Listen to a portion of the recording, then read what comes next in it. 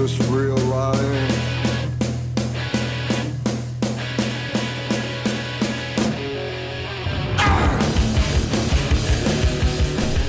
Hey folks, thanks for tuning in to the latest episode of Vinyl and Vision. Here we are with episode 83, number 8 in our Noise Rock series for No Coast Fest 2022. Can't remember if that's right or not. I've done so many now. But tonight's very special guest is Shawn Knight, lead singer of the band Child Bite. What I have in my hands right now is the last full-length record by Child Bite called Blow Off the Omens.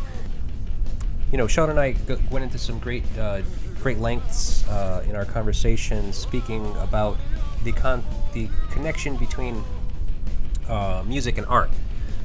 Shawn being the artist and the person that makes just about all of the art for the band at this point. And I'll tell you this also, best fucking deal on Bandcamp for the time being. I mean, I bought a whole bunch of records, about like 6 records on Bandcamp this Friday.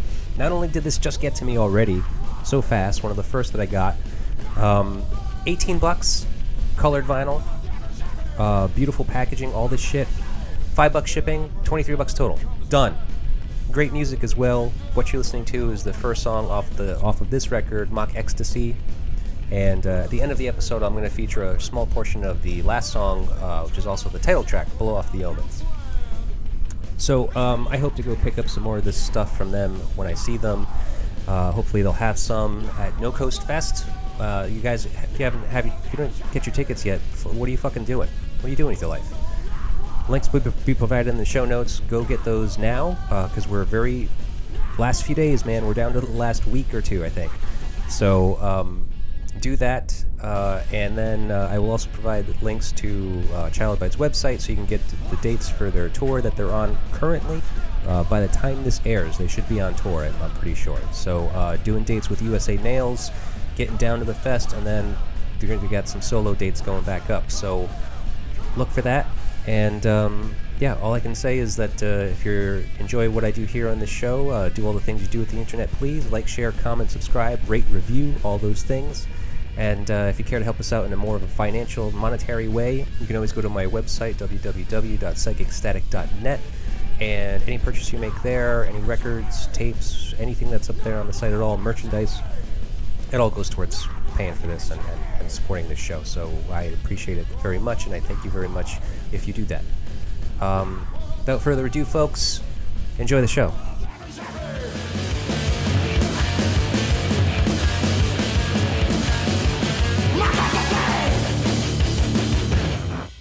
Hello. Hello. I'm a little dark. I'll adjust that in a second. Sorry for my tardiness.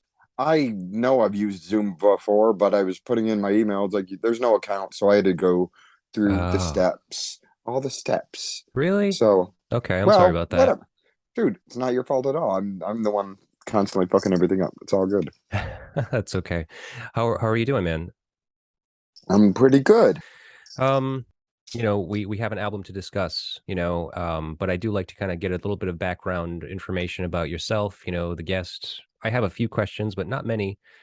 This record proved to be fairly difficult for me. Had you ever heard it before? I did. I remember listening to this when I think when it came out in in 95.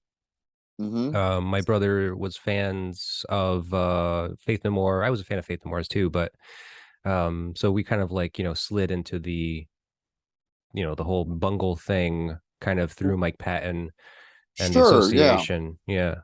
So yeah, which I think most people did, and yeah, but that's even sliding into it through Faith No More into the first Bungle album, you're like, oh, this is crazy. But then this other one comes out, and you're like, all right, well, that one makes that other one seem like a pop record. Yeah, that's true. Yeah.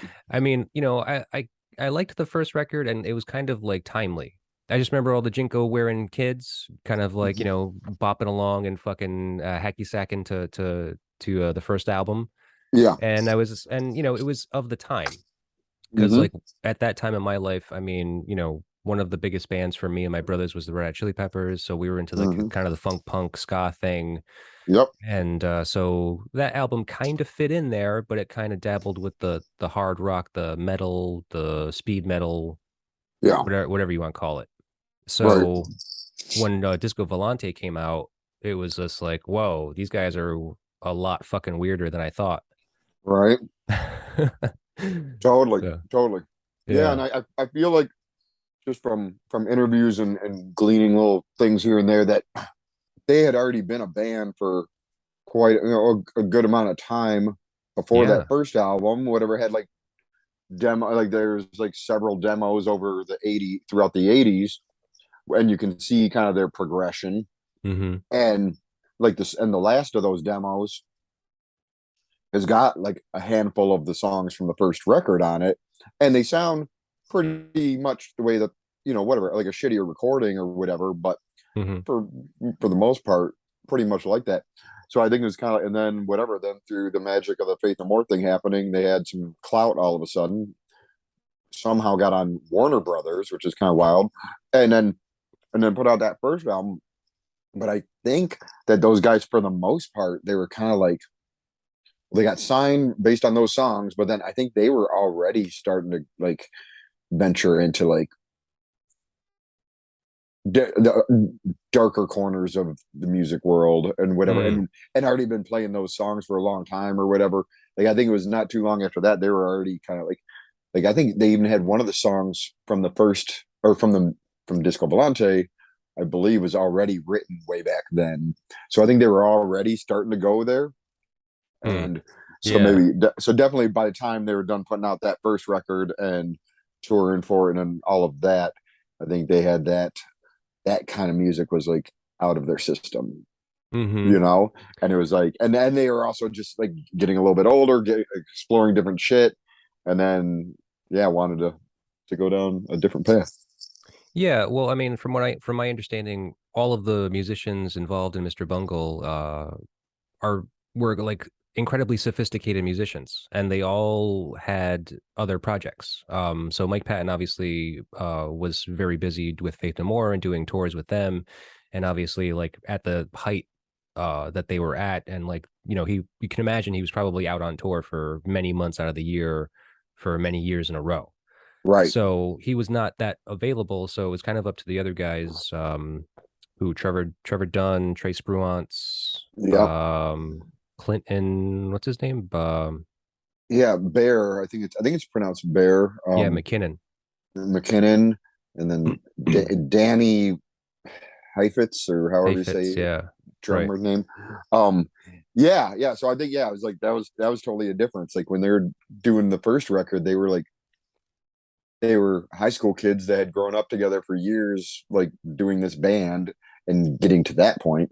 And Mm, then after that, it's like, okay, our singer's in a hugely popular band touring the world, so he's gone, and then the rest of them were kind of back home working on stuff, doing their own things. But I think there was like a completely different process for them to like do this second record, oh yeah. like then Right. having years of like just being in a room together, hanging out, writing songs, and then all of a sudden it's like, okay, now individual guys are like doing their thing, and then once in a while when the singer rolls in to town or has a few minutes, they show each other stuff that they found and Right. blah blah Yep. blah. Stuff that they're working on and kind of just like kind of send tapes back and forth. So obviously between the other members, just kind of like sending tapes back and forth with ideas and kind of trying to finalize it so that when Mike Patton would get back, he could just kind of like get to work and start, doing lyrics and vocals for everything.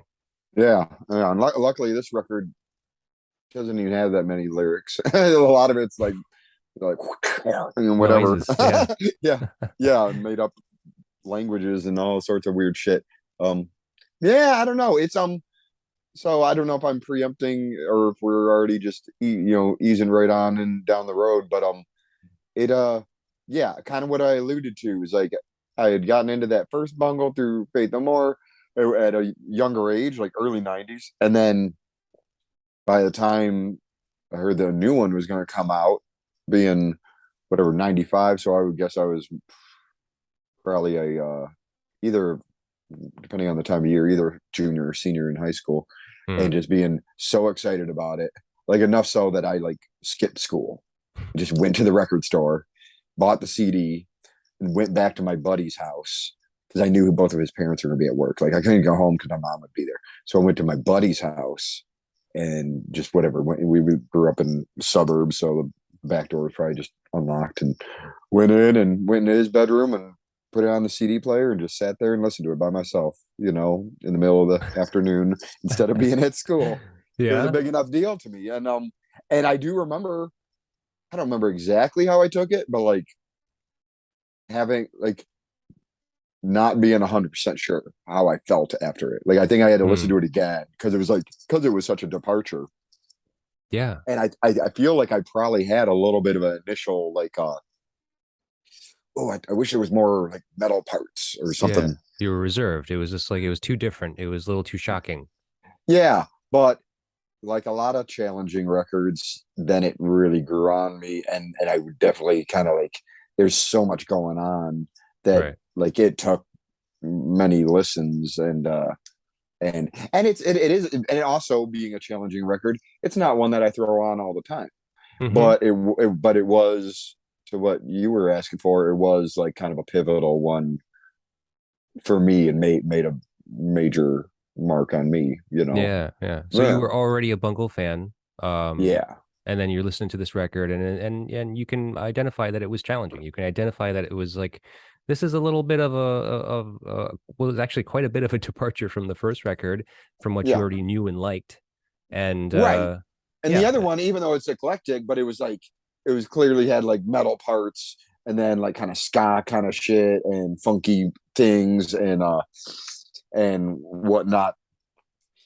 Whereas this one, it just had so many genres mm, represented, and a lot of which like I had no reference for. I think you know sure, what a I'm lot of saying? jazz, doo-wop, like Right? Yeah, Latin, yeah. Arabic, Like yep, yep. Electronic, soundtrack kind of right? stuff, Yeah, or score music, um, ambient noisescape stuff. Like, yeah, just kind of was kind of my exposure to some of yeah, a handful of those things as well. And yeah, just yeah, kind of yeah, and it definitely was more mature in a way, even though it has some immature moments. It was definitely you could tell these guys had grown up a bit over those 4 years, yeah, and yeah. and taste wise and yeah, even like themes and whatnot. Instead of like songs about like whatever, like jerking off on chicken nuggets or whatever the fuck he's singing about on Oh, Squeeze Me right, Macaroni. right. Um, it's like yeah, this one is like getting in some whatever weird like fever dreams about your teeth falling out of your head and stuff like that. So or Mm. everybody going to high school with dying and yeah. So it was yeah, that was a big one. And I mean, I guess it's maybe this says it all as far as the impact. The very first tattoo I ever got, I got the cover of Disco Volante on me when I was like Really? 18. And I was like, this I want to get a tattoo. What should I get? I was like, well, this is whatever. I don't think I had to think about it too long. Mm. So yeah. Cool. Yeah. Yeah, true testament. I get it. Well, so now you told me about, how you got this record, the first time you got this record, first time listening to it, which is pretty amazing, I think. Well, and I know that you were a fan, but what else were you listening to at that time that this came out? Oh, mid '90s. Yeah. Let me think. Um, I'll just say briefly, like I didn't, I didn't have any older siblings. My parents, I didn't like the music they listened to. It was like smooth jazz and stuff. Mm, So I had friends, of course, and we were just listening to kind of stuff was like popular, like whatever, like getting into like Nirvana hmm. and Chili Peppers and whatever, like shit like that. Um, and then I had a couple friends. Well, I had one friend who had an older sister who just whatever decided to like whatever take me under her wing and show me some music, and she made me a cassette of I think it was just like they had like Circle Jerks on one side and Dead Kennedys on the other, and it was just fun. It was all handwritten, and I even both of them had kind of a nasally voice, so I wasn't even sure like which band was which, Oh, or if okay. it was the same guy or something. And then I had another buddy that his older brother got me into like the Misfits and Black Flag and stuff. So I was getting into like the punk stuff through these older siblings of my friends, and at the same time, uh, Metallica Black Album Okay. popped off, which was obviously a big deal. That was actually the first concert I ever went to. Was as far as whatever time that was. I think it was 93. I think maybe 94, but I think it was 93. But Hmm. one of those two. Uh, All was right. was the biggest freaking tour I'll probably ever go to. It was Metallica Black Album and Guns N' Roses Use Your Illusion Oh, Jesus. co-headlining, Right. right? Was Faith No More And on that bill too? yeah, and opening up was this band Faith No More. So that That was you didn't even technically the know. yeah, I probably had heard Epic by then or whatever, Okay. but I didn't really know much about them. And they had their new album, Angel Dust. So, whatever I did, so they were the first band I ever saw live. Faith No Hmm. More at the Pontiac Silverdome, like 80,000 people at this place. I had to talk my Jesus. mom into letting me go. I was like a kid, my friend and I were like, I was like, Mom, we'll be okay because we know karate. She's like, okay, all right, I'll drop you off and whatever. Um, Whatever. That was kind of an eye opening thing, like seeing like in between or during bands, seeing like on the jumbotron or whatever, girls lifting their shirts and stuff. And you're like, whoa, this is Nice. crazy. Yeah, and smelling weed, not even know what it is. Like it's just the smell of a concert. Um, this smell of live music is weed. Anywho, yeah. So that was a big thing, and then but that would have been a little bit before, as far as the same time as this album. I'm trying to think. I mean, new metal was definitely happening, and unabashedly, I was into it too. Because I was like into like all the thrash metal stuff, and I had made friends that got me into like more extreme stuff as far as like grind and death metal, getting into Mm-hmm. like Napalm Death and Morbid Angel and Cannibal Corpse and stuff along those lines. Um, but at the same time, I think mid '90s, like or a little bit before, like Corn popped off, but then they were getting huge by then. I was Hmm. also into it. Like a lot of friends were like kind of more purist, like no, we like that's not cool. Like Slayer's cool, whatever. Right. Corn's not, or whatever. I was like, I guess I've just always kind of been a little more eclectic in that way, where I was like, well, I think they're both heavy in their own ways. I'm enjoying both of them. Sure. I mean, even a Yeah. little bit of Limp Bizkit. I mean, I was slightly embarrassed about that, but like even Yeah. a little bit of Limp Bizkit in the early days or whatever. I remember. So that shit Yeah. was going on, but then also at the same time, like sort of bridging the more like heavy side of metal, but also a little bit of the new metal would have been Fear Factory. Hmm. That shit Interesting. going on. Yeah. Yeah. Yeah. Okay. Yeah. So that stuff was a big one. Well, also Primus, I should say. I Oh yeah. almost I almost picked Pork Soda for this Oh because I was cool. like that was kind of a big one too, but but Disco Volante won by a couple pubes, and yeah, so that was Well, you great. do have it tattooed to you. I mean, that's pretty Right, strong. I didn't even think about that until like we were just started talking. I was like, oh, I guess I did subconsciously. I knew what I was.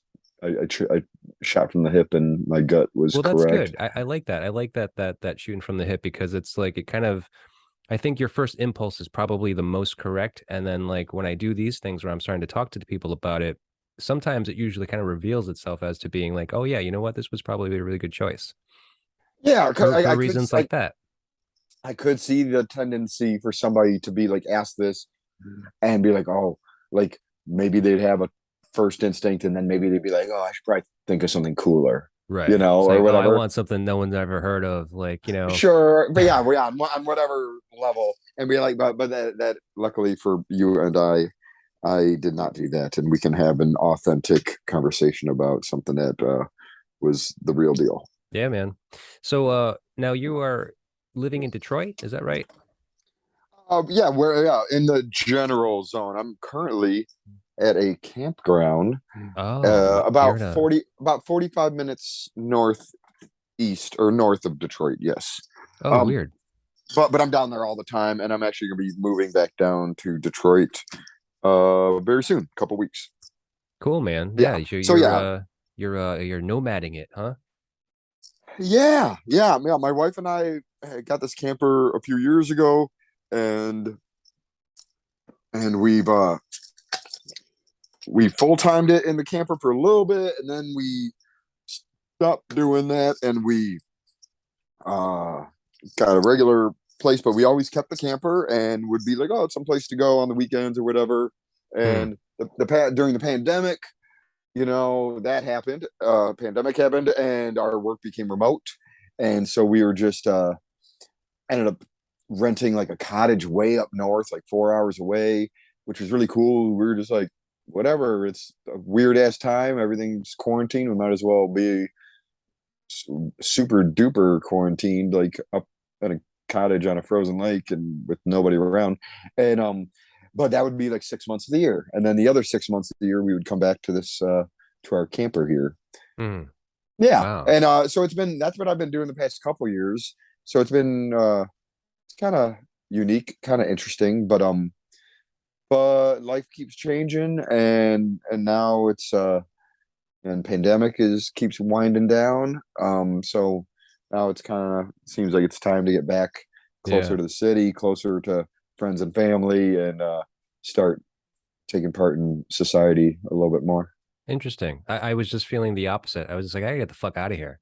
Yeah. Okay. Yeah. Well, We were maybe because I've been far away. Yeah. Whatever. It's like, yeah, you end up like if you go too well, far one way, you have to bounce back the other way, right? right. Well, I mean, my wife and I have just been talking about it. We kind of just been like pipe dreaming, just been like, why don't we just get like a camper or something and just like just hit the road, just fucking go and just work remote, just find, do something that we can do remotely. And, like I could do this show from anywhere, which is Totally, cool. dude. If you ever have any questions about it, I have done it, and it's I'm not doing it coming up here for a little bit, but that does not mean I don't think it's an awesome way to go. Sure. Even for a Um, little so, while, for a couple years, maybe. mm-hmm. And it's really, well, I mean, once you have the camper, that big expense out of the way, it depending how much you're moving around, it can be pretty cost effective too. Like having a spot at a campground, and it's like it's basically your rent and your electric and your water and everything all rolled into one. They got bathrooms there too. If you like, you don't you just go over there, take your showers or whatever, let them clean it. And I don't know, it's kind of nice, and it kind of feels it does end up having that vacation kind of feel to Yeah, it. yeah. You could have bonfires as often as you want and just kind of relax, as long as you're good with the smaller space. Um, which yeah, we were, and Hmm. yeah, it's yeah, it can be a good experience, and I think yeah, I would definitely recommend it to anybody that's I know it's not for everybody, because some people like the Yeah. small space or like, ooh, I need this and that. I'd be like, oh no, when we decided to do this, I like sold all my records, sold all the DVDs, got rid of obviously all the furniture, just like basically just started with a clean slate, just got rid Right. of almost everything. Um, so if you can get by without a bunch of physical stuff, or if you're up for putting it in storage for a couple years or whatever, like Right. it Yeah. can. I think that's the big hurdle for a lot of people. Yeah, I can understand that. I mean, I think we're ready to just dump everything. Yeah, fuck it, man. Fuck it. No, Yeah. that's where I was at. Just fucking, I don't care about this stuff. And I'm still that way. And like, even though I'm gonna be living in a house soon, for a while, I'm I'm still very much uh I still want to I don't even have barely anything, and I still recently was like throwing things away or going on Facebook like, hey, does anybody want this? This thing's perfectly fine. Do you want it? Whatever, just take it. I'm just Hmm. trying to get rid of stuff. Like I'm I think it also partially comes from being uh touring a bunch, Oh where yeah. Right. I've learned to like I can live out of a backpack for like months. Like I Right. can do that, and it feels kind of like, at least for however my brain works, like it feels kind of nice just to be like that light.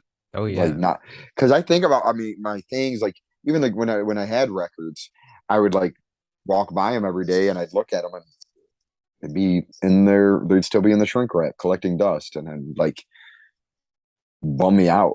Right. I was like, I Yeah. want somebody to have these that's gonna be listening to them. So I just, yeah, fully embraced streaming of movies and music, and that's fine. And I've just kind of accepted my place as somebody that makes the things, not necessarily somebody that takes the things or has the Yeah. things. No, right, right. That's great.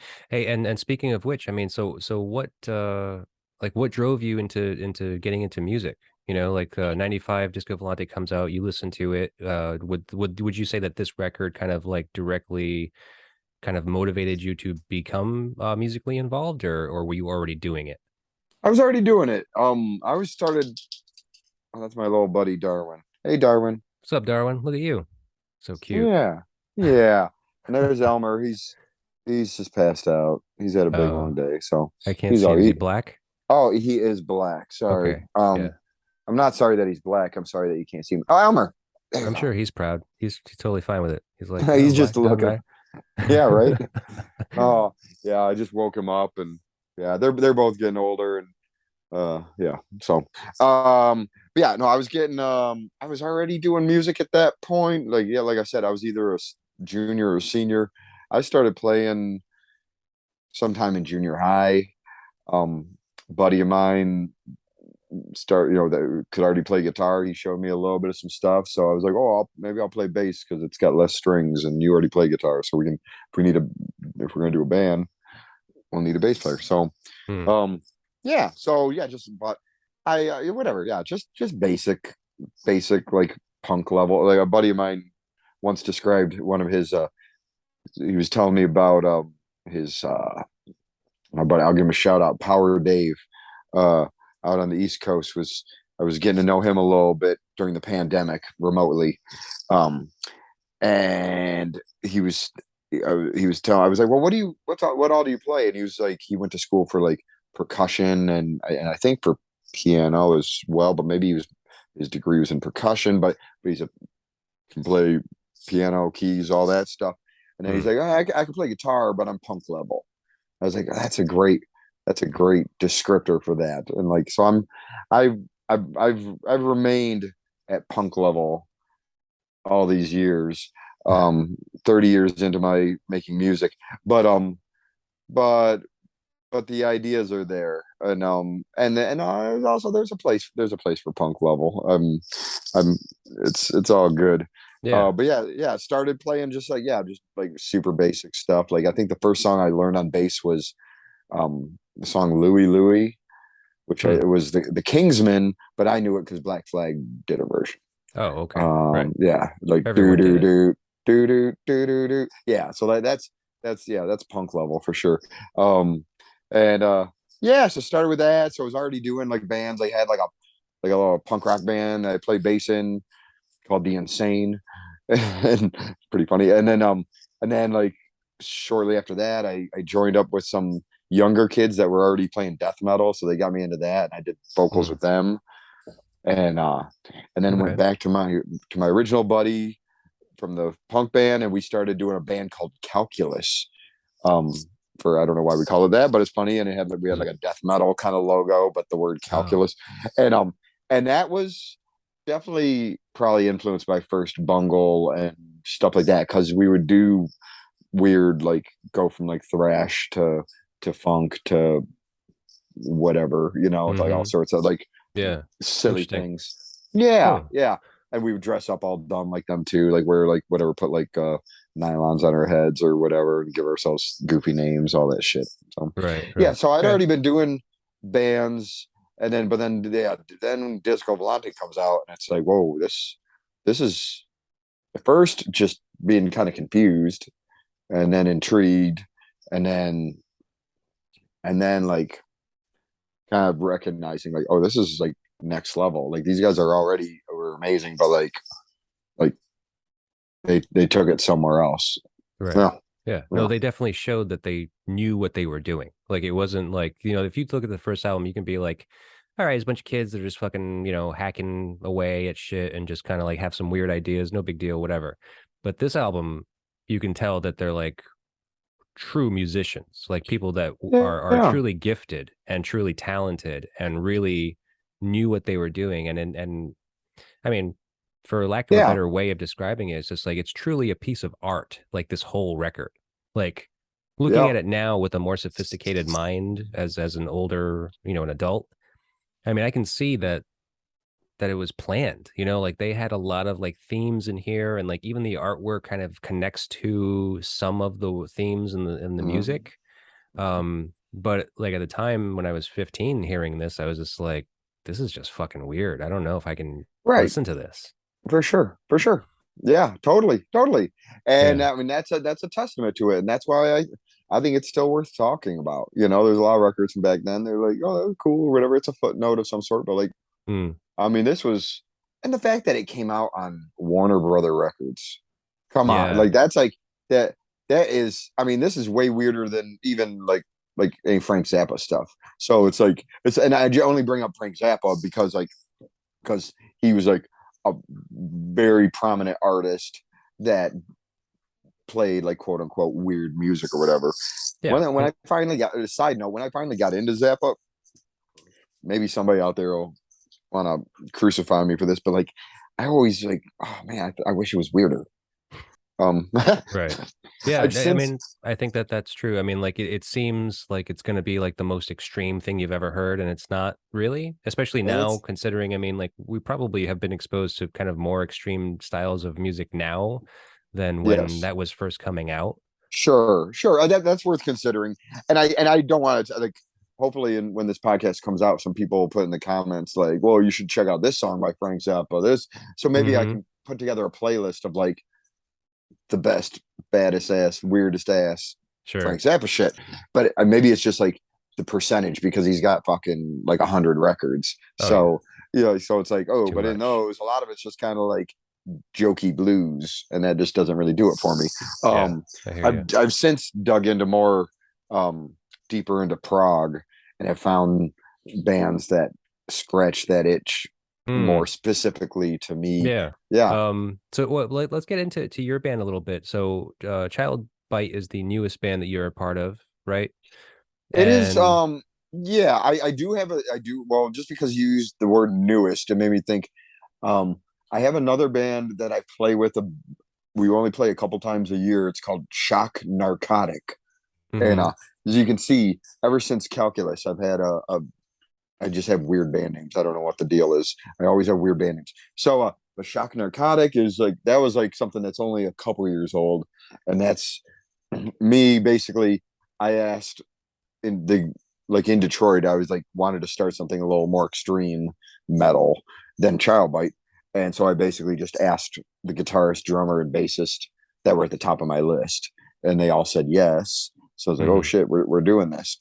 So I do have that one. We just played a couple festivals this summer, and so I've been doing that a little bit. So that'd be the newest, but I would definitely say my main band is Child Bite, Your main and squeeze. my main squeeze. It's very, of all the bands I've ever been in, it's the most me, um, Hmm. for sure, personality wise and whatnot. And we've been at it for since 2005, end of 2005 we started, Mhm. and it keeps going. We just got a new drummer, and we just had our first kind of like jam with him, and like yesterday, and came up with the beginnings of a new song that are pretty promising. Hmm. Yeah, so Cool. it's yeah, Yeah. it's going. It's still there's still some legs on Child Bite. Well, yeah, of course there is. I mean, you guys are touring very soon, doing some dates Yeah. with USA Nails, right? Yes. And Yep. then of Yeah. course you're gonna end up in Texas at No Coast Fest. Yes. Yeah. We're doing. Yeah. Basically, we like a lot of things in Child Bite's history. We weasel our way onto things or whatever. Like No Coast was already getting booked or whatever, and then I think we were just like, hey, we played it before, but we were like, hey, we want we want to play again.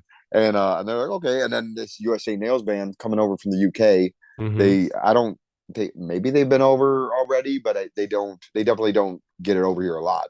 And Yeah. um and so Child Bite's bass player, the other Shawn, Shawn Clancy, is a big fan of theirs, in contact with them, and was basically proposed to them like, hey, you guys are already coming over to play that fest. Like, how about you, instead of flying to Texas, fly to Detroit, you can use our gear. We'll do some shows together on the way Yeah. down. Yeah, Nice. so that's what's happening there. And yeah, we're gonna do that, and then we're gonna do another week of shows on our own comeback that should be announced shortly. Cool, man. That's great. Yeah. And it's Yeah. so nice that you got hooked up with them. I mean, I actually just spoke with Gareth recently for this, because of the No Coast Fest. So Nice, nice. yeah, that's great that you guys figured it out. Because you're gonna be there on the same night as we will be there. What is your Friday night. band? Well, I'm not in the band. I represent the Hammer Party. Oh, cool. Very Yeah, I cool. put out their Awesome. records, so Nice. I'm I gonna had go no down there idea. with them. Awesome. Yeah, I'm just gonna go. I'm just what do they call it? Coattail riding, just For hanging out. sure. Get in the van, man. Yeah, no, it's gonna be awesome. It's gonna be an awesome show. I mean, you're playing USA Nails, Psychic Graveyard's playing that night, Tropical Fuckstorm, Hammer Party, Microwaves. It's gonna be fucking insane. Yes, yeah. Microwaves are buddies of ours. We played together. We've got history with them.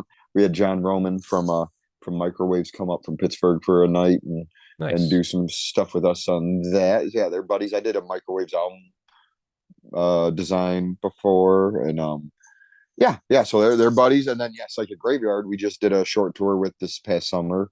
Yeah. Um, so that was first time jamming with those guys. But Eric Paul, the singer, we got history with him. His previous band, Doomsday Student, Mm. and even when his I'll say most notorious band, Arab on Radar, did some Uh-huh. reunion dates. Child Bite played a couple of those, opened Oh, some of did you? those. Oh, that's Whenever awesome. that was probably like 10 years ago or something Yeah, like yeah. that. Close. Um, and based on that experience, right around then, Eric Paul was getting into booking, so then he was our booking agent for a little while. Um, Oh, that's so cool. yeah, so he is a bud for sure. So yeah, so there's gonna be a lot of buddies there that night. Tropical Fuckstorm, I do not know. Mm. Um, Australian. Yeah. Australian though, so that's fun. And I believe I don't know if it's exclusive or not, but I know they put out some of their music with a label called Joyful Noise out Yeah, of, and you were on that label. and we used to be on that label for quite a while. Yeah. Yeah. So shout out to Carl at Joyful Noise. That's he's got a good taste and great he knows good people when he finds them. So Yeah. I'm excited to meet the Tropical Fuck Stormers. Me too. And can I just say that, just kind of mentioning Joyful Noise, like your records, Child Bites records, they look fucking fantastic. Like it looks like you guys like went through like every possible like procedure to like make these really beautifully presented vinyl records. Thank you very much. That means a lot. Do you have any more of those, or are they all sold out? Of of like a specific one, or Well, of like are like you? all the older records, I mean, because it seems like most of them Yeah. are pretty elaborate, like art direction wise. Yeah. Yeah. Dude, from way back at the very, very, very beginning, I mentioned my first band was called The Insane, and that little punk band, you start your little band, you're whatever 14 or 15 years old or whatever, and then it's kind of like, well, so we need the cover for the tape, or we need the flyer for our show at the VFW hall, Hmm. and it just from that moment on, it's been me. Um, so I've been on this parallel track of music and art for music. Yeah. So I've almost always, like, pretty much any music I've done, I'm almost always the guy doing the art. And I'll I think I'm in general I'm a collaborative person, even if I did have all those times of not being collaborative. I've recognized I'm best when I'm collaborating, and Hmm. sometimes that blank canvas can fuck you up, and even having just something to start with, you Yeah. know Sure. somebody just like kind of said it in a certain way. So uh like for the Shock Narcotic record and the merch, there's a buddy of mine named Zach Hobbs, old poster artist buddy, that I hit up, and he does really rad collage work, and he just keeps doing it. And he's a true artist, and I mean true artist in the sense that he just makes art. It doesn't Yeah. matter. I'm always like, oh, I've got this thing I have to do this for, and that's Right. why I'm doing it. Where Hmm. he's a guy that just like he's making weird collages all the time just for the joy of it. And so yeah, so I had hit him up and used some of his work in the shock art. I mean, Yeah. some of this stuff, even the early days, none of the early days were vinyl. It was all CDs.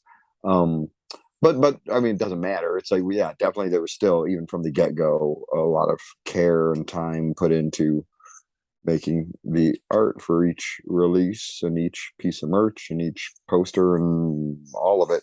Right. And we definitely, that's a tradition we keep, we carry on. The other Shawn in the band, Shawn Clancy, bass player, is a screen printer professionally, Oh, and cool. so that works out great. Being in a band where you have an artist and you have a screen printer, Yeah, you do. so yeah, we can print shirts ourselves, and save a little money on that upfront cost, which is great. Um, Poster, he specializes more in flat stock, so posters and LP jackets. We've got a handful of records, a series of split EPs that we did, 12-inch EPs, where all the music would be on one side and the B side would be blank. Mm-hmm. And we would screen print, do 4-color screen prints on the blank side, Oh, which cool. is that's a fun challenge because you could have like at least that whatever that first layer is you put down, I would have like a layer of black, like an illustration. So that's going to show through to the front, like through Right. the grooves of the music, and then we'd print like some whatever spots of color here and there, Right. and then print different illustration on the other side. So yeah, you have like either side you look at, it's got different artwork, Hmm. stuff like that. The most recent thing we did was a split with the band Multicult. You might be Yep. I familiar with saw it. them. They Yeah. yeah, of the noise rock genre that you are a part of. Um, yeah, we did that split, and for that one, Shawn came to me and he requested a challenge in the as far as printing, and so we're like, okay, so we did a 5-color jacket, which doesn't sound like that much. He does way more colors on other things, but it had like multiple fades, really tight registration, all sorts of like Mm. weird, challenges, even challenges like some stuff that you would cover up, like you'd have like, oh, you can have it plenty of overlap because this certain color is going to cover it up or whatever. But we were trying to have very bright, vibrant colors on this thing.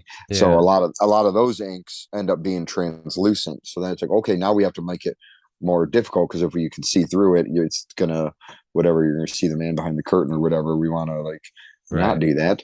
So I know that was a big challenge for him Hmm. printing that one, and yeah, it turned out awesome. So real whatever. We just Yeah. him and I are both fans of art and packaging, and so we're always just trying to come up with like what's next, what are we gonna do this time, Mm. we're Yeah. definitely That's great.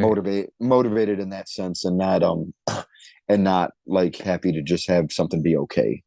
Sure. Yeah. Well, I mean, And you're both artists, so I mean, of course, you're gonna like push each other's limits, considering you both kind of work so closely in that same medium. I mean, you're doing the art, the actual, drawn out layout, whatever you want to call it, and then him actually taking that and processing it through the printing process of screen printing, which on vinyl, on fucking, cardstock, whatever it is. I mean, yeah, it's crazy.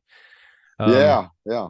well, look, so we should get into this record because we don't actually have very much time left. Yeah, we can cruise through it, that's cool. Yeah, it's I don't have very many questions for it anyway. But the first song off the record is "Everyone I Went to High School With Is Dead."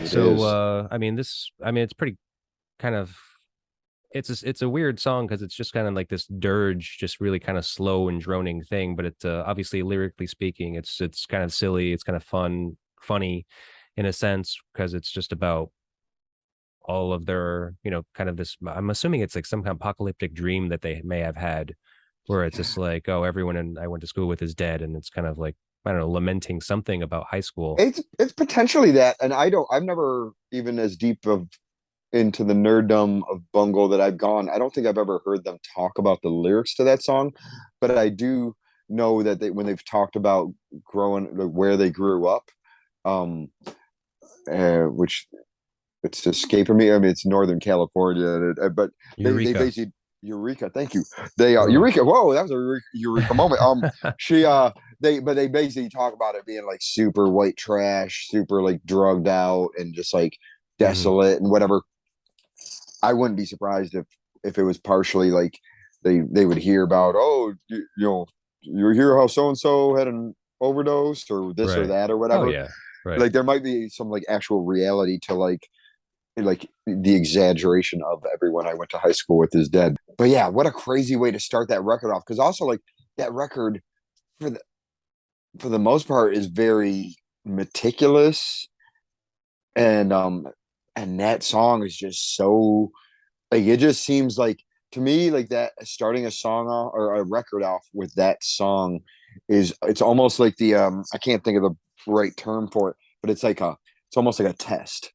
Hmm. Like if you can get through Sure. this song without turning off this taking the needle off or whatever, then you've made it in. But like you've got to get through this song or whatever. It's Yeah. very very heavy and noisy, like and messy, but at the same time, there's some very tight things happening, like tight kind of Oh yeah. mathy changes together and stuff.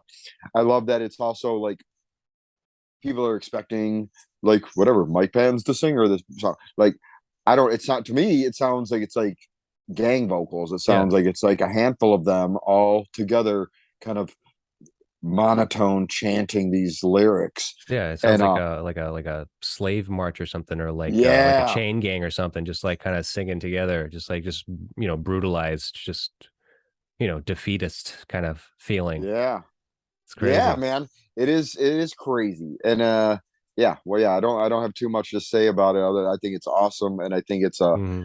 yeah, what a way to start this album Yeah. off. Yeah. What a like a tone, like because then it does the rest of the album does not sound like that.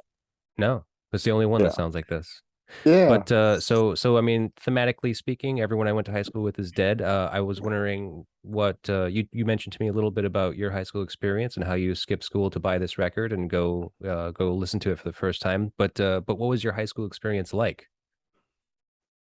Oh, I think I had a pretty probably a pretty typical um middle class white suburban Midwest uh high school experience.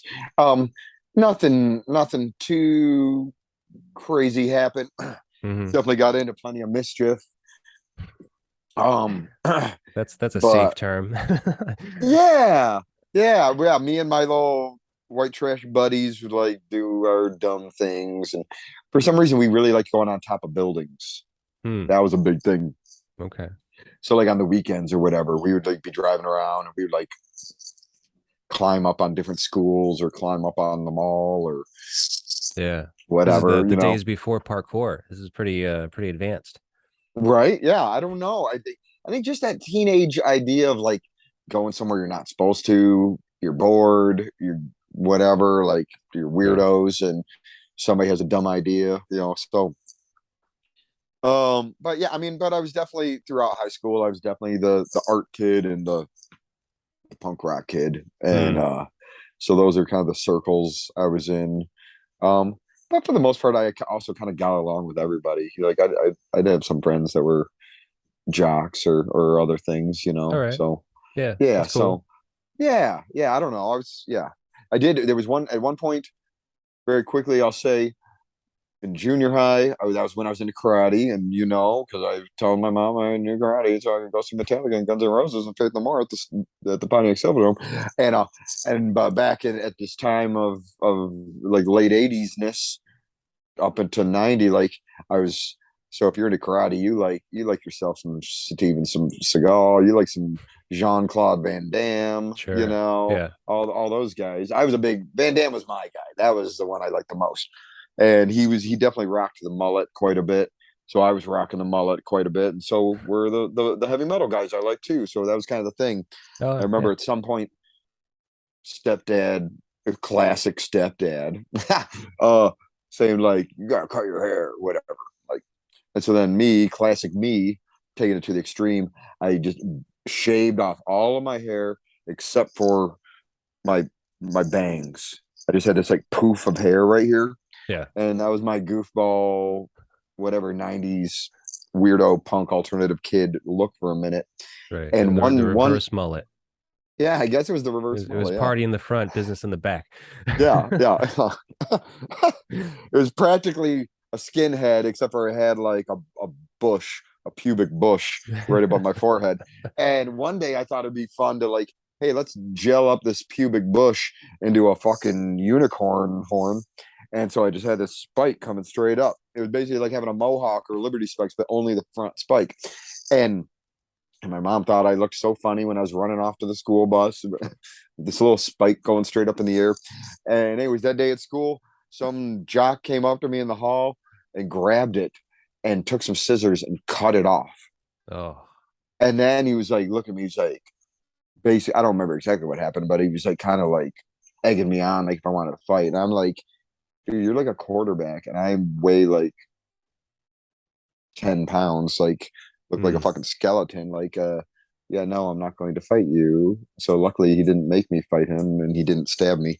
Um, mm. but yeah, that was a little bit of some, that was a jock I didn't get along with, and that was some high school. But in general, I had a pretty positive, Yeah. and I had some fun, got along, I had fun with my friends and all that stuff. So yeah, not too bad. All right, that's cool. Look, I want to move on to the next song, "Chemical Marriage."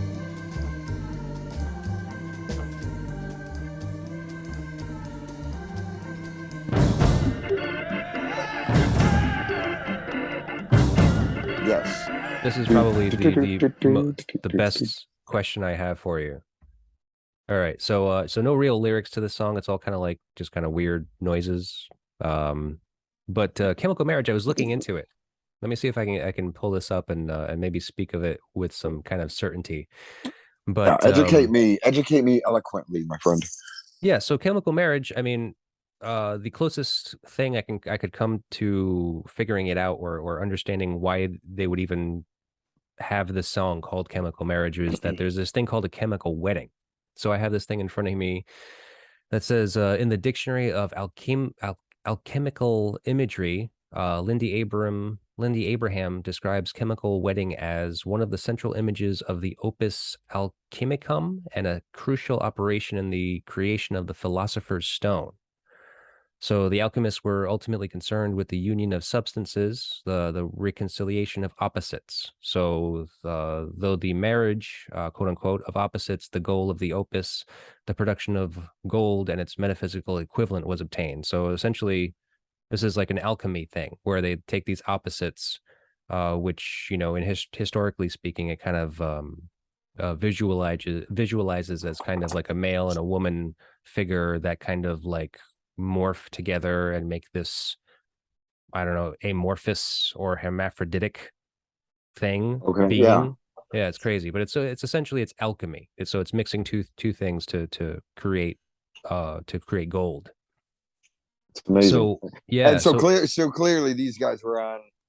They've been reading some books. They've been oh yeah, they were maturing as young adults for sure. Like there were no themes of that nature on the self-title record. oh yeah, no, I mean, and even still, it's very clouded. It's very like mysterious. It's not something that's kind of outright because even still, it's like the lyrics have nothing to do with that. It's just Right. that's just the name of the song, really. Yeah. But I wanted to ask you, like, what is the alchemical process like for you between art and music?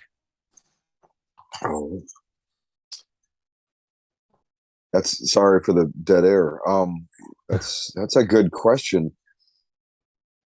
I mean, because obviously, you make music, and as you were talking about earlier with you and the other Shawn being the silk screener, you Yeah. make the art, he prints it, and even still, speaking of the music that you make, and obviously that inspires you to kind of create the imagery that you use for your album art and your poster art and so forth. Yeah. Yeah. Yeah, it's tricky. I mean, I think a lot of it I mean, a lot of it I don't have a good answer for, and so I have to chalk it up to intuition, you Mm-hmm. know. Um, I maybe specific examples would be better.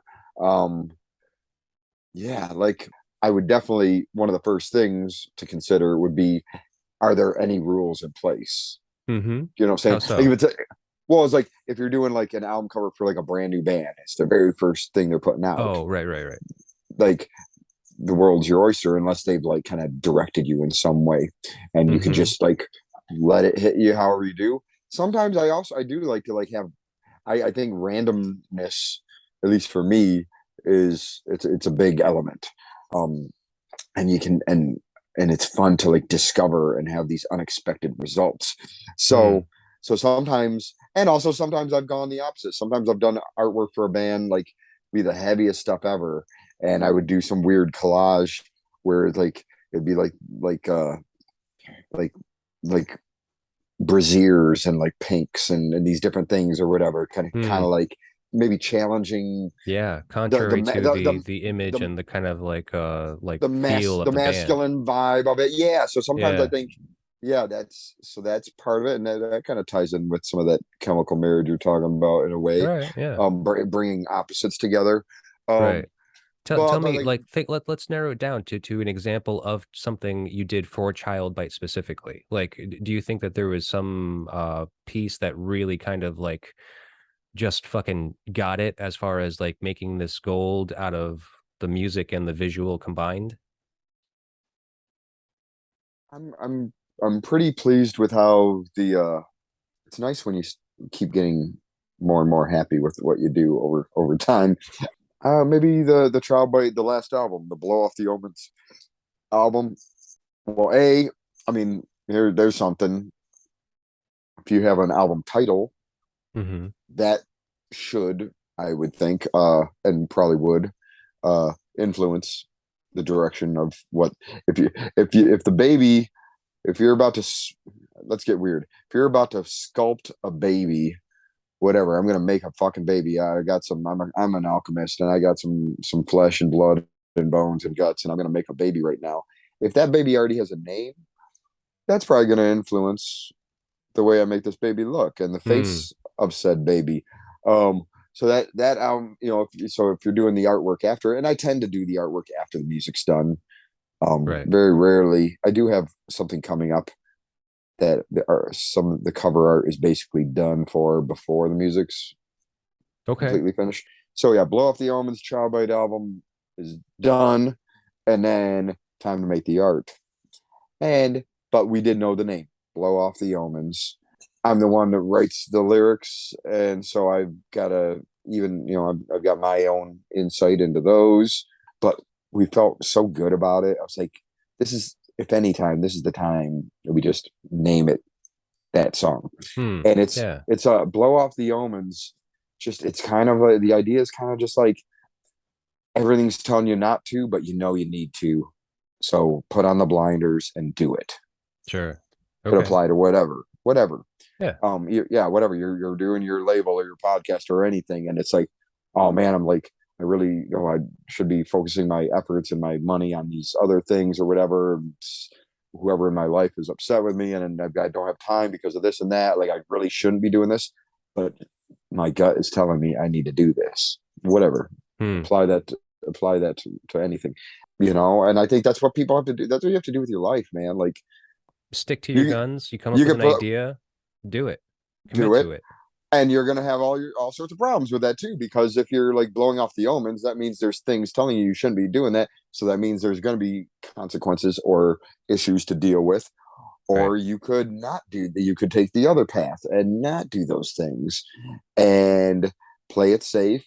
Take care of the things. Be responsible. That's cool. That makes sense. There's a reason why people do that. I'm not knocking it, but at Mm-hmm. the end of the day, which path, like at the end of your Sure. days Right. looking Right. back, Yeah. which one are you going to be like, are you going to look back and be like, yeah, that was tough, but I'm glad I did it? Or are you going to look back and be like, I know why I didn't do it, but I wish I would have done it. So Blow Off the Omen. So yeah, there's a so I think early on I had the image of a shrug, on the Hmm. cover of the artwork. And Okay. and so yeah, that one's got, I don't know if you're familiar with it, but it's got this like large skeleton shrugging and with a strange face superimposed over his presumed, you would think he probably has a skull there, but there's some sort of other strange face with these like Hmm. circles around his eyes that look almost like they'd be like weird, like blotchy John Lennon glasses. They're actually, they're images of like atomic bombs going off Oh, that okay. Yeah, I yeah. put in there was like in for like part of his like vision. Try to whatever layer in some meaning there, and there's a gateway down in the center, basically I think pretty much right behind or in front of his hoo-ha, and and there's another bomb going off in there. Hmm. And Okay. yeah, yeah. And but one of the first things I had talking about the random collaboration element and not wanting to have a blank canvas element is I had a good friend of mine that I'll shout out named Trevor Nod, who actually he's a super talented guy. He's a professional writer. He's a great photographer with vintage cameras and vintage film stock. He just took the latest Child Bite band photos like a week or so ago, and they're awesome. That's a girthy explanation of that, but I felt like that one kind of it fits the music, it fits the Hmm. theme of everything. Yeah. Um, Well, I yeah, like I like that it's the most recent full length record too. So it kind of gives people a little bit of a frame of reference because obviously that's the one that's still kind of, I think, most predominant whenever you search Child Bite. Listen, we are running out of time, so I I want to ask know, you. Let I me ask know. you a couple of like a couple of quick questions, couple like or rapid fire. Um, Totally.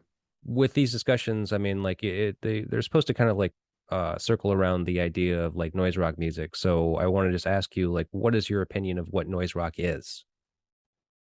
I feel like it is. I'm totally fine with that term, and I feel like yeah, there's it probably applies to bands that like back in the day people had a trouble describing, Right, right. And so, and so what is it just noise now? Do you think? what is noise now? Yeah, because I think that's definitely Uh, come through. I think it definitely has gone through an evolution. Like, if you want to consider Nirvana to have been like one of the first mainstream noise bands, because In Utero sure. was a fairly noisy record. I mean, like it had Oh noise yeah. rock elements to it. So, just thinking, okay, from '93 on, they kind of opened the floodgates for other bands to get major record label deals, like the Melvins and Jesus Lizard, who Yes. everyone will definitely say that those bands were noise rock bands. Hmm. So, and now it's of this resurgence, so much so that we can actually have a festival dedicated to it and Yeah. have it be a good show and have it be like a really great turnout and have all these like amazing bands that are so oddly, described or categorized as this genre of noise rock, but all of them sound so different. Right. It's yeah. It's one of those kind of catch-alls in a way. Like I think any band called noise rock has got to have there's going to be certain elements. Okay, wait. So let me ask you this: what makes Child Bite a noise rock band? I mean, I feel like Child Bite's a good example of a band that has noise rock elements, but Mm-hmm. I struggle to. Everybody's like, oh, my thing I do. We're so freaking special and undefinable. Um, I don't know. With Child Bite, to some extent, it is like I don't. I'm fine with somebody referring to us as a noise rock band. Mm-hmm. I don't. I don't think if somebody said like, oh yeah, Child Bite, they're a noise rock band. I don't know if they're doing a good job really describing the band. Well, how about this then? How about weirdness?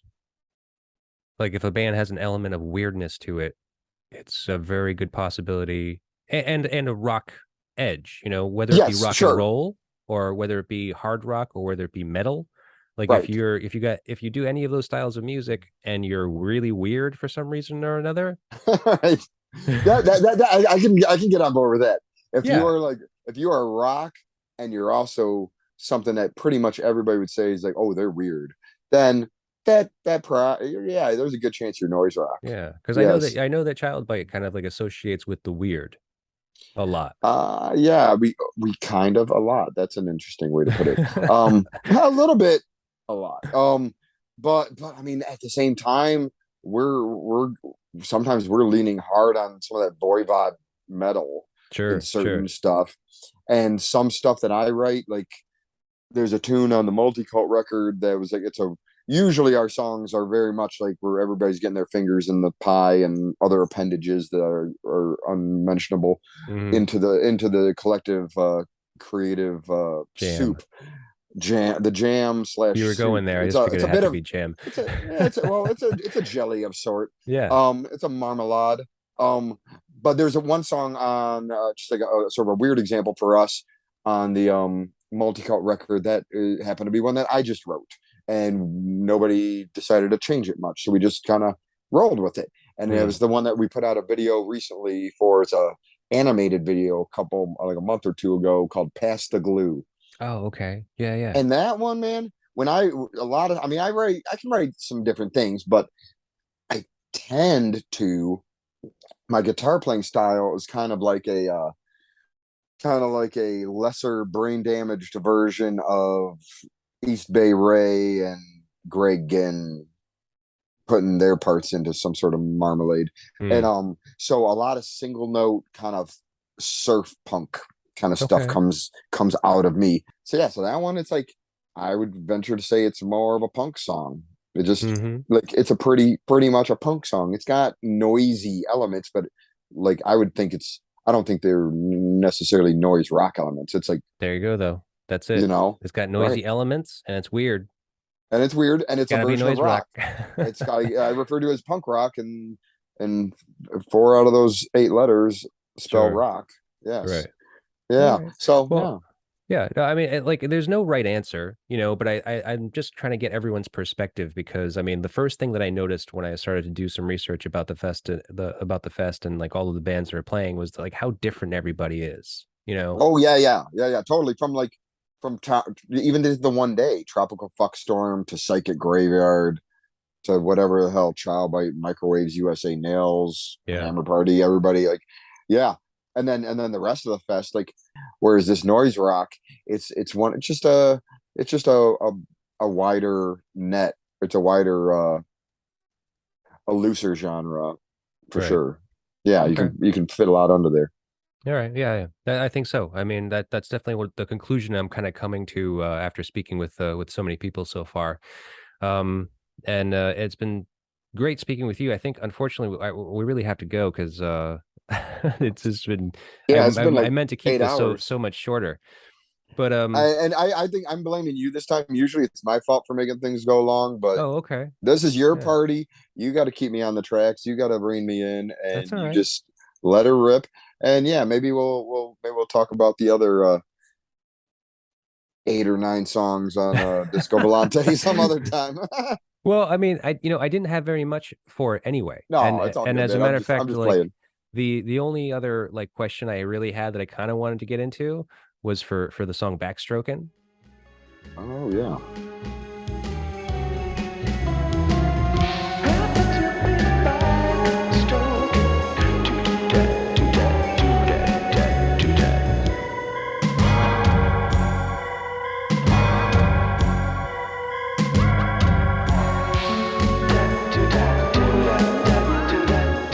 So, Backstroking, the song. What can you really say about a song about jerking off? Right. So, Yeah. no, So that's a good thing to bring up. They were still weren't completely mature. yeah, yeah, no, they still Like I have was some still childish. they still had some jerking off to sing about. But yeah, if I remember correctly, it's a pretty short song It is compared to the fairly others. short. I think it's like 2 minutes or something. It's only and the other ones are yeah for the most part quite a bit more involved. That's kind of really all you need. I mean, yeah, it's like if you're good at if you're a proficient masturbator, Uh-huh. 2 minutes is all you really need. Yeah. No, no. So speaking of that song, the only thing I have to ask about it is that, like, considering there's not very many lyrics to it technically, and it's a short song, I was just thinking about the name, Backstroking. I was just like, so pertaining to the title, I'm not sure if I get it. Like, is it stroking off while you're on your back, or is it a special technique that I'm not familiar with? Like, Right? Yeah. I wish I had the lyrics in front of me. I know that I don't think there's many. there's not. I'm No, there's I'm happy to be backstroking. Do that, do that, do that, do that. yeah. Farting, pissing, and stroking my fucking dick. Yeah. Oh man, Mike Patton, what a fucking poet. Um, fuck. Yeah. Um, I don't know. I think it's open to interpretation, man. I mean, I will say this. There's definitely to be real about it in a funny way. Um, there's definitely a lot of aquatic elements Oh yeah, to there are. the water elements to the whole thing. Like, I mean, the title Disco Volante is the name of a boat from a James Bond movie. Oh right. It's like the villain's boat. It's Yep. called the Disco Volante or whatever. Which means Um, flying saucer. Flying saucer, which is Yep. strange because it's the name of a boat, but whatever. Space and the vastness of the ocean have Yeah. things in It common. it's Um, definitely like extraterrestrial down there underwater. yeah, for sure. And I mean, they have like the song "The Bends," which is about like deep water exploration and like the different states of I think drowning and whatever like throughout that. The artwork has a lot of water stuff, so Mhm. maybe in a weird way they were taking stroking and giving it a little, Right. the bringing the swimming in. Right, right. The backstroke of the actual like Yeah, the swimming technique. backstroke. Yeah, so that's the only thing like off the top of my head I can kind of see is like, oh, maybe they're kind of connecting it and Hmm. thematically. Yeah, I just didn't know if it was something like with the back of the hands or something. Like if you did something weird like that. Yeah, maybe. I've Yeah, never I tried it. I haven't. don't know. I've never tried it either, man. Childbite joked about I think we were talked about doing it for a video, but I don't think we would ever. It was like fully a joke, but like having like, but something I don't know if it was like maybe like all right, what you do is like you put on like a flowy feminine sleeve onto your one hand. Maybe you throw on some Lee press on nails to like make your hand look real nice and ladylike. Hmm. And I don't remember if this is part of it or not, or maybe I'm just adding to it on the fly. But like you could like sit on your arm or your hand or do whatever you need to Oh, do so like you're to giving kind of yourself a reach around, kind of? no. I'm saying to numb it so that Oh, then if you have like then if you oh. have some sort of barrier, maybe like some sort of like you do some foam core or maybe some cushions or something, and you had your hand coming through, you could like So potentially jerk yourself off and somewhat believe it's not you doing it. that's like the ultimate date with a stranger. The Like stranger. because I Yes. heard like if you use your opposite hand, whatever your dominant hand is, if you use the opposite hand, that's the date with the stranger. Okay. Oh, okay. Cool. I've But never that heard would that. That's be cool. even crazier. Like doll that hand up so it's like looks all feminine and shit. Like that's wow. That's a whole nother level up. Yeah, man. That's a fucking that's a Friday night if I ever heard one. Yeah, yeah. That's a lot of planning though. So I don't know. Yeah. Hey man, anything worth doing is worth doing correctly.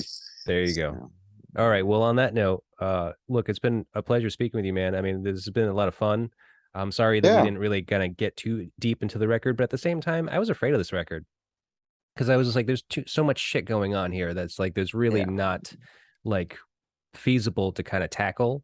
There's a lot of like, Yeah. loose ends, a lot of kind of just like open to interpretation things, and so I think honestly, just having this talk was just about as good as it could get. I think it was an appropriate review of the record that we dipped into it a bit and then we talked about other things. So Yeah. that was cool. And I was a little intimidated too because even though it's like one of my favorite records and the one I chose for this, like I don't feel like I could have a very lengthy, sophisticated critique of it. Um, Right. because these guys they were fucking brilliant. Hmm. They still are. But on this record, they were fucking brilliant. And anything I say is going to sound like some sort of whatever caveman trying to, you know, whatever, have a conversation with Charles Darwin or somebody like that. You know, Sure. No, I get it, man. I feel the same way. Well, either way, it's been a pleasure speaking with you and getting to know you, and I'm looking forward to meeting you on Friday the 29th, 28th. You might I think it's the 28th, but either way, I it's a keep on Friday. fucking this up. Friday the It's the- 28th. hey, I'll see you on the last Friday of October in There you Denton, go. Texas, at No Coast Fest. There you go.